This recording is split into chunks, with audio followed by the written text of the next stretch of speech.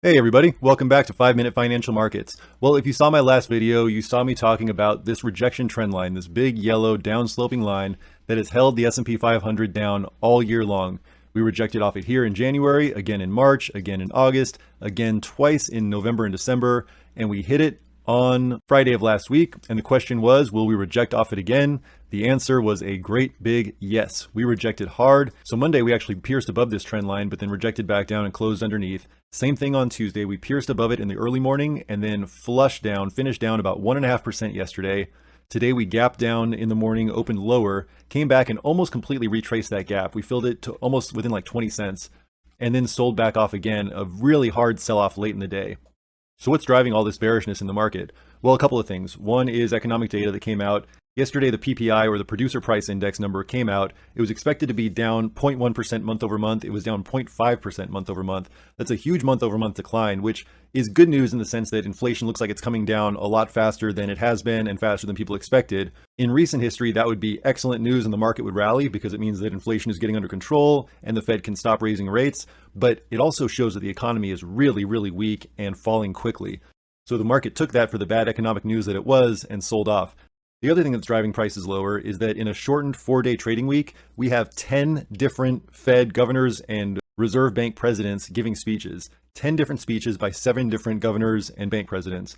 Now, what's happened for at least the last year, maybe beyond that, whenever the market starts rallying, the Fed governors come out and give hawkish speeches that cool the market down and send the market lower. Whenever the market's selling off, the Fed governors come out with speeches that are slightly more dovish and sort of support the market and bring it back up. So we knew that after this big run up we've had over the last few weeks, with 10 different Fed speeches this week in 4 days, we knew there was going to be a lot of bearish, hawkish commentary coming out of the Fed, and that's exactly what happened. And that's been a lot of what's driving this market lower. It's also been responsible for a lot of the intraday volatility and a lot of this chop, and the reason why this candle was sort of an indecision candle, opening higher, flushing lower, coming back up higher during the day, and then selling off hard into the close. With that kind of volatility, we've got to take a look at the VIX. The VIX had been all the way down to the lowest level in exactly a year on Friday, down into an 18 handle, only the second time in the last year that it had been below 20. I said in that video on Friday that the VIX would have to bounce before it can head any lower, and that's exactly what it did. It bounced back up on Monday, bounced even more yesterday, and then a big pierce of this support/resistance line today,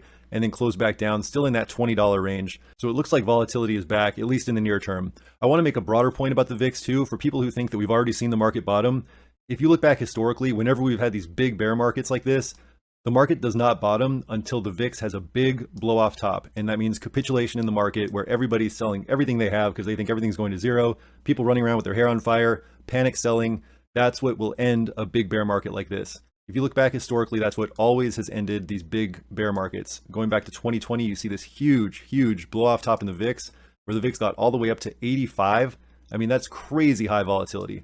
Go further back to 2008, the great financial crisis, and we see an even bigger spike in the VIX all the way up to, look at this, 96 on the VIX. That was the peak October 2008 volatility spike.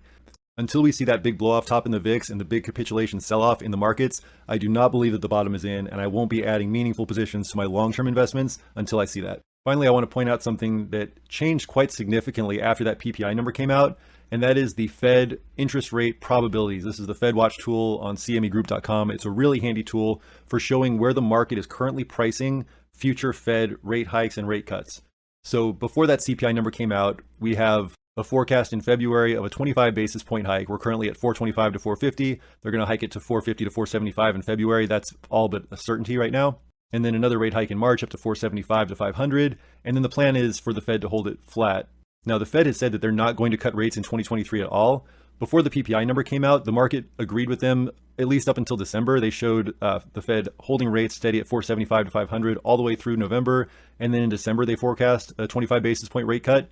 Now they're showing a rate cut in November and then another one in December that would actually get us right back to where we are now, to the same level by the end of the year. So basically the market's saying that they don't believe that the Fed will keep rates at that high because the economy is going to be in such bad shape that the Fed will have to cut rates to stimulate the economy to undo all the damage they've done with all these rate hikes they've done over the past year.